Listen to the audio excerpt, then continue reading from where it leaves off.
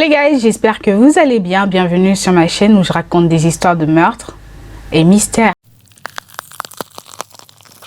Alors aujourd'hui, je vais vous raconter l'histoire de deux frères qui sont nés d'une famille riche et qui par cupidité vont assassiner leurs parents. Nous allons donc parler des frères Menendez. Alors Joseph Lai Menendez est né le 10 janvier 1968 à New York et son frère Eric est né le 27 novembre 1970 dans le New Jersey. 1970 c'est l'année de naissance de ma mère.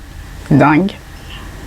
Alors, ce sont les enfants de Joseph Henrik Menendez et Marie-Louise Anderson. Leurs parents se sont mariés en 1963 et ont immédiatement emménagé à New York. Alors, leur père était d'origine cubaine et leur mère était une américaine. Alors, en grandissant, leur mère, qu'on surnommait Kitty, va très clairement faire comprendre à ses fils qu'elle n'a jamais voulu être mère. Enfin, pourquoi ? Tout simplement, why? Alors les enfants vont donc grandir sans l'amour de leur mère et dans la terreur de leur père. Alors vu de l'extérieur, la famille était riche et semblait heureuse parce que le père amenait beaucoup d'argent à la maison. En grandissant, leur père les obligeait à jouer 45 heures au sport, notamment au tennis, en plus de leurs cours à l'école.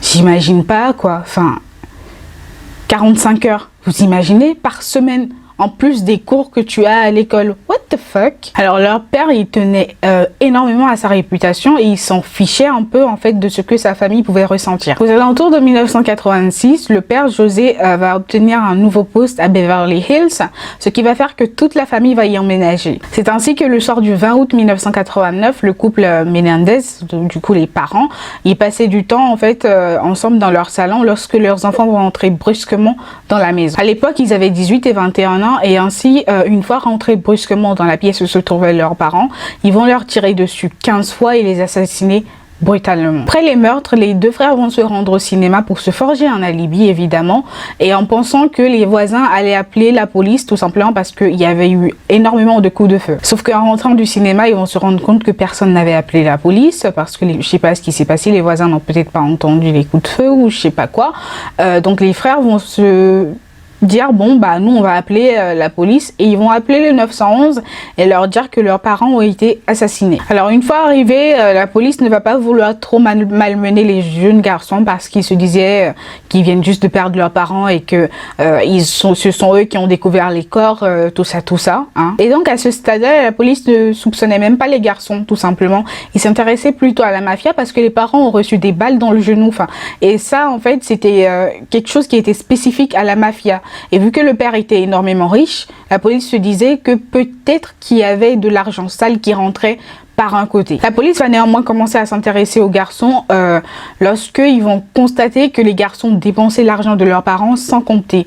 C'est-à-dire en moins de 6 mois, ils ont dépensé 700 000 $. Vous imaginez 700 000 $ à l'époque, c'était énormément d'argent. Donc, ils vont dépenser plus de 700 000 $ en moins de 6 mois. À ce même moment-là, Eric il va recommencer à revoir son psy parce qu'il était tourmenté et avec beaucoup de culpabilité et beaucoup de remords, il va finir par confesser les meurtres à son psy. Ce qui s'est passé après, c'est que son psy va l'enregistrer au moment où il confessait les meurtres et après, le psy, lui aussi, il avait une maîtresse et à un moment, avec sa maîtresse, il va confesser, du coup, il va raconter à sa maîtresse que ce que Eric lui avait raconté par rapport au meurtre de leurs parents. C'est ainsi que lorsque la maîtresse et la maîtresse du psy et le psy vont rompre, celle-ci va se rendre à la police et leur raconter tout ce qu'elle savait par rapport à l'assassinat du couple Menendez. C'est ainsi que Lyle Menendez va se faire arrêter le 8 mars 1990 et Eric va se rendre 3 jours plus tard. En août 1990, un juge va décider que